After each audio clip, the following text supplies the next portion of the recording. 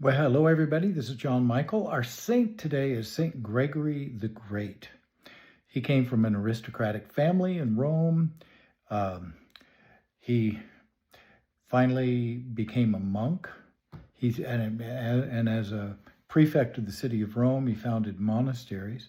He finally became a monk of those monasteries, was ordained a deacon, and sent on a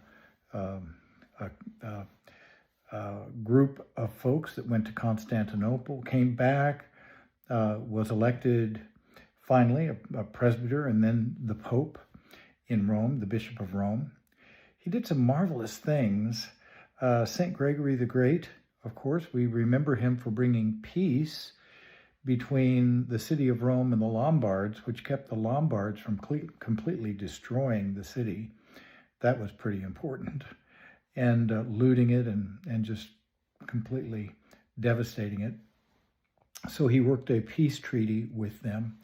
He also is known for his works, for instance, on pastoral care.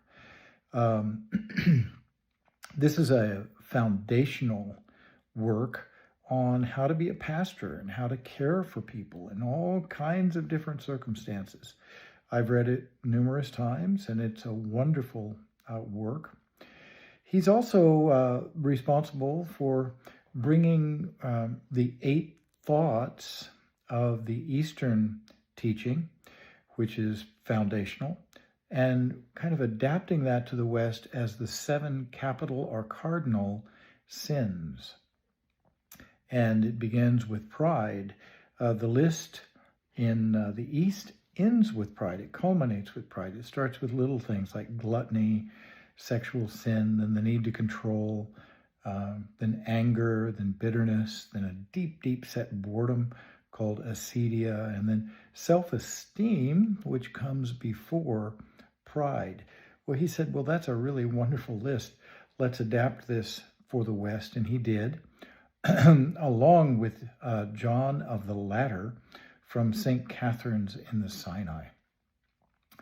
So he's a marvelous, marvelous pastoral figure and a great pope. He is called, in fact, Gregory the Great. And we can learn from his teachings. We can learn from his example of peacemaking and the example of starting monasteries, of really being a propagator of monastic life. We need that so badly in the West today, because in the West today, we tend to stay on the surface of our Catholic faith and not go deeper into the real mystical heart of the church, which has always been maintained in monasteries. So that's why I'm living the way of life I live, to go deeper. So we can say today, St. Gregory the Great, pray for us, and remember all things are possible with God.